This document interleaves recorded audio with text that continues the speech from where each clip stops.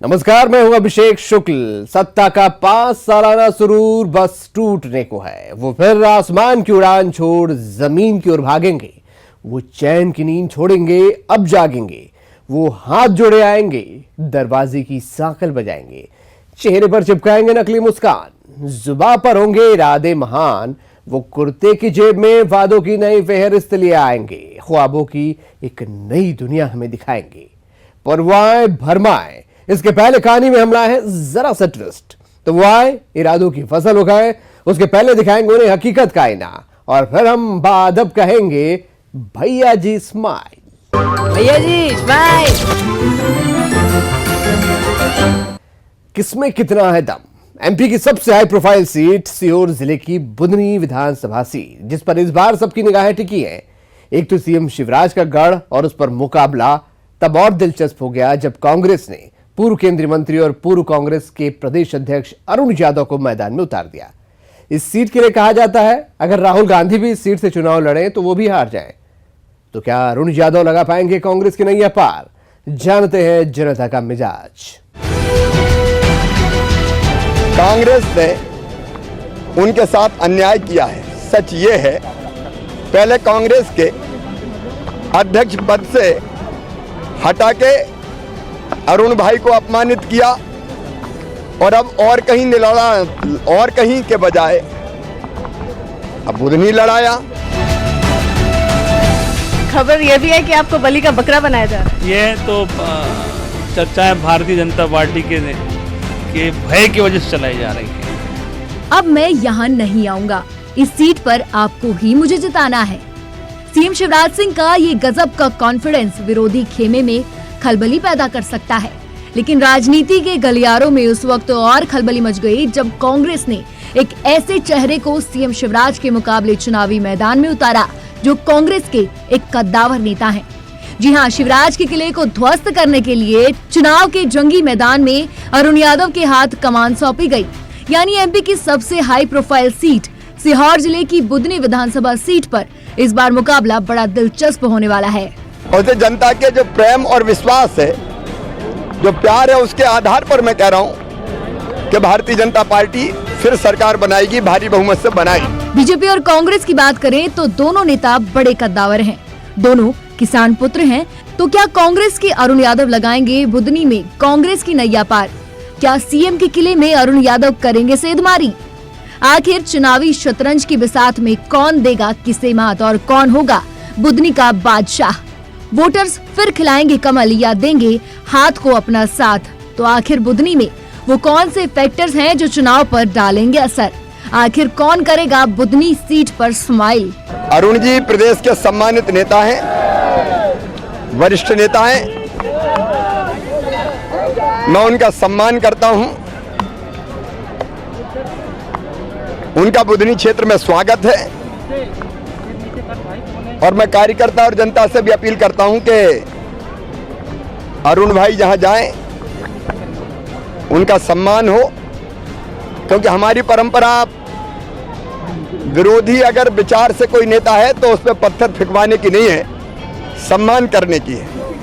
तो मैं जनता कार्यकर्ता सबसे निवेदन करूंगा कि अरुण भाई को यथोचित सम्मान मिले। मैं भी उनका सम्मान करता हूं, स्वागत करता हूं। मेरे क्षेत्र में वो आ रहे हैं।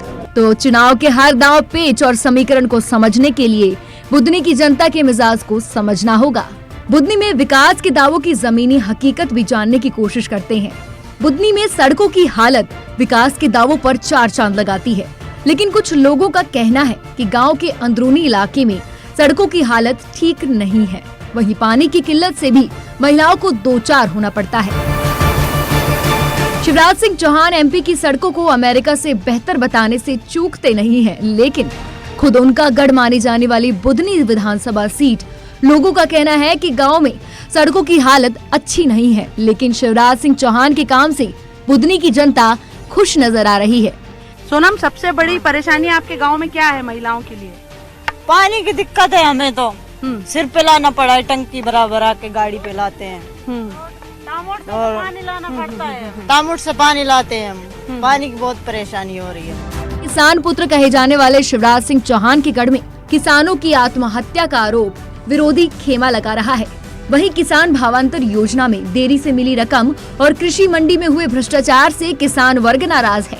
किसान आत्महत्या के मुद्दों को कांग्रेस बार बार उठाती आई है और बुधनी विधानसभा सीट पर कांग्रेस के प्रत्याशी अरुण यादव इन मुद्दों के सहारे ही बुधनी के वोटर्स का हिमायती होने का दावा कर रहे हैं। मुख्यमंत्री को हराने का सिंगल एजेंडा है हम लोगों का, और उसके लिए पूरी पार्टी के हमारे सैनिक कार्यकर्ता हमारे साथ मुस्तैदी से इस चुनाव में भाग लेंगे और बुधनी की जनता को हम बताएंगे किस तरह से पिछले 15 सालों में इस प्रदेश के मुख्यमंत्री ने इस प्रदेश की जनता को, इस सरकार ने इस प्रदेश की जनता के साथ छल किया है। और जिस तरह से अवैध उत्खनन, जिसके जनक मुख्यमंत्री के परिवार के लोग हैं और समूचे मध्य प्रदेश में भारी तादाद में अवैध उत्खनन हो रहा है। मां नर्मदा का आंचल छलनी कर दिया है इस मुख्यमंत्री के परिवार ने।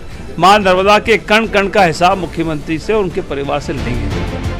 बुधनी में इंडस्ट्रीज खोलकर बेरोजगारों को रोजगार का दावा शिवराज सिंह चौहान कर रहे हैं।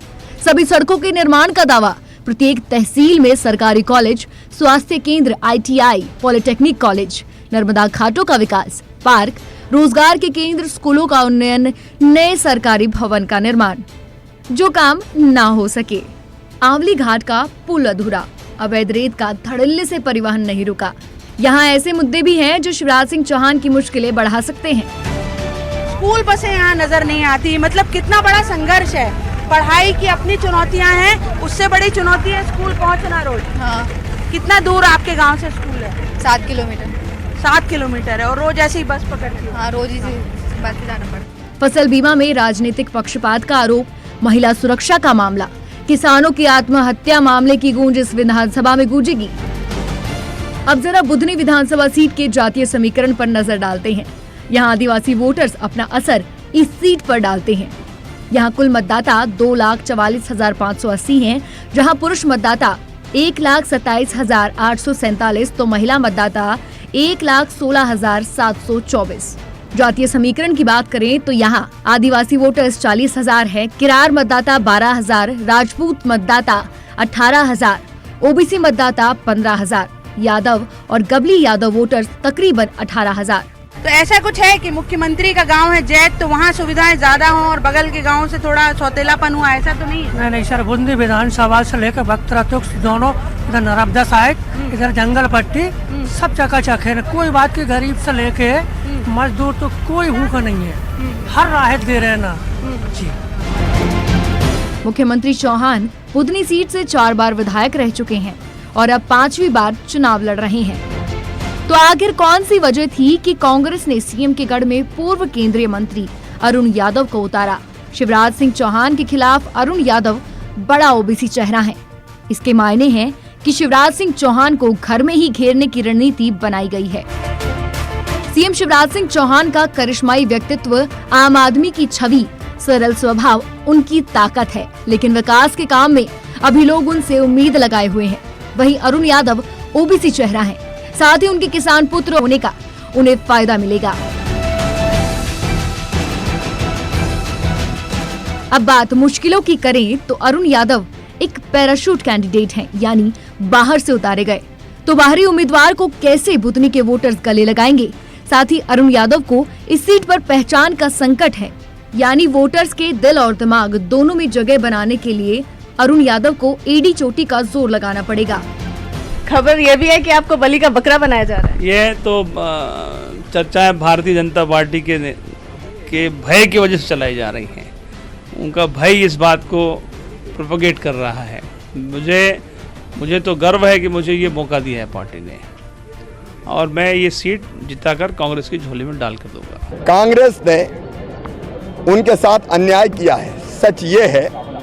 पहले कांग्रेस के अध्यक्ष पद से हटा के अरुण भाई को अपमानित किया, और अब और कहीं लड़ा, और कहीं के बजाय अब बुधनी लड़ाया।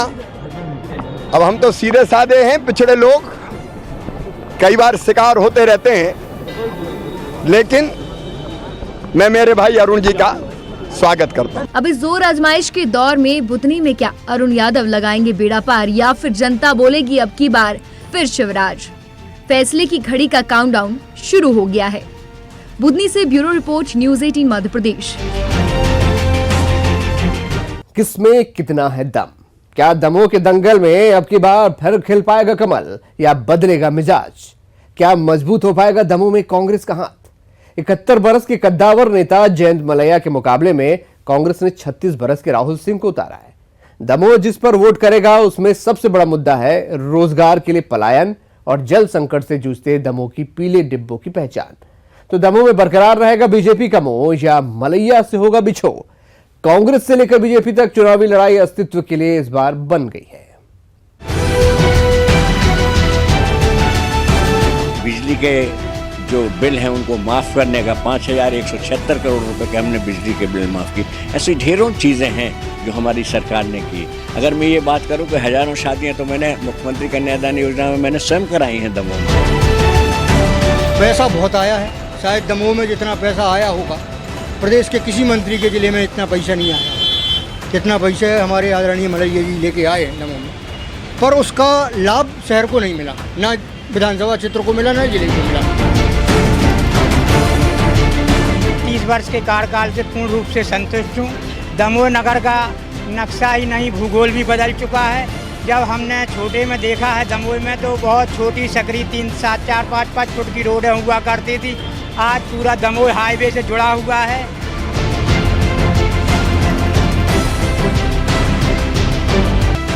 दो 2018 के दंगल में दमोह का सबसे बड़ा सवाल बेरोजगारी, पानी की किल्लत, गंदगी और बदहाल सड़कें। देश के सबसे गंदे शहरों में शुमार रहे दमोह को क्या हासिल हुआ? क्या मलैया वाकई बन पाए दमोह के खिवैया? कमान संभाले हैं, लिहाजा जवाबदेही भी उन्हीं की बनती है। 35 बरस से दमोह की कमान संभाले सूबे के वित्त मंत्री जयंत मलैया बीजेपी के तय उम्मीदवार थे, लिहाजा चुनावी तैयारियां भी उन्होंने काफी पहले से शुरू कर दी थी। शहर में ट्रैफिक का दबाव कम करने के लिए ओवरब्रिज, बाईपास उनके इसी कार्यकाल का हिस्सा हैं। विधायक ने जल संसाधन मंत्री रहते हुए दमोह को जल संकट से निजात दिलाने मलैया ने जुझार घाट परियोजना पूरी करवाई और पूरी विधानसभा में पानी की नई पाइपलाइन का काम भी चुनाव से पहले शुरू हो गया। जो तो परेशानी है हमारा, तो सब परेशानी किसानों, खाद की, बीज की, लाइट की पूरी व्यवस्था गड़बड़ और फसल कड़ाई बेचो तो अब 6 महीना लो नहीं मिलने पैसा। हाँ 6 महीने पैसा नहीं मिला। हाँ चनों को पैसा नहीं मिला, जब कब चना को। दमोह विधानसभा से लगातार चुनाव जीतने वाले मंत्री जयंत मलैया को चुनाव हराने के लिए इस बार कांग्रेस एड़ी चोटी का जोर लगा रही है। हमने जो रोजगार के अवसर पैदा हुआ, भी रोजगार मेला भी यहाँ पर लगा था, काफ़ी सफल रहा। वहाँ पर प्राइवेट सेक्टर में जितने भी लोगों को नौकरी मिली, इसके साथ साथ हमने मुख्यमंत्री युवा रोजगार योजना में, युगमंत्री उद्यमी योजना में और मुद्रा योजना के भीतर बहुत से लोगों को, हजारों लोगों को हम लोगों ने कर्ज मुहैया कराया। बुंदेलखंड मेडिकल कॉलेज सागर में खोला गया। इसके साथ साथ हमारे समय में 8 प्राइवेट मेडिकल कॉलेज शुरू हुए, 7 मेडिकल कॉलेज अभी बन रहे हैं, जिनमें से 3 मेडिकल कॉलेज दतिया का और विदिशा का और एक और मेडिकल कॉलेज अभी प्रारंभ होने जा रहे हैं। अक्सर लोग बात करते हैं कि छतरपुर में और सिवनी में माननीय मुख्यमंत्री जी ने घोषणा की है, ये बात सही है। दमोह में मेडिकल कॉलेज कोई बहुत बड़ी बात नहीं है, ये तो होते जाएंगे। मात्र के लिए घोषणाओं से कुछ नहीं होता। हम लोग तो जो कर रहे हैं और जो कर चुके हैं और जो लोग सामने देख रहे हैं, उन चीज़ों का उल्लेख करता हूँ। बिजली के जो बिल हैं उनको माफ़ करने का 5,176 करोड़ रुपए के हमने बिजली के बिल माफ़ की। ऐसी ढेरों चीज़ें हैं जो हमारी सरकार ने की। अगर मैं ये बात करूं कि हज़ारों शादियां तो मैंने मुख्यमंत्री कन्यादान योजना में मैंने स्वयं कराई हैं दमोह में। बीजेपी जिन हाई प्रोफाइल सीटों की बदौलत 200 पार का दम भर रही है, उनमें से एक है दमोह विधानसभा सीट और कांग्रेस दमोह जैसी सीटों की सियासी सूरत बदलकर सत्ता का वनवास खत्म करने की जद्दोजहद में है। इंतजार कीजिए कि दमोह का वोटर किस पर अपना मुंह दिखाता है और क्या बनती है नई सियासी रंगत। Bureau report, news 18 Madhya Pradesh. भैया जिस महल में फिलहाल इतना ही, दीजिए इजाजत, नमस्कार। भैया जी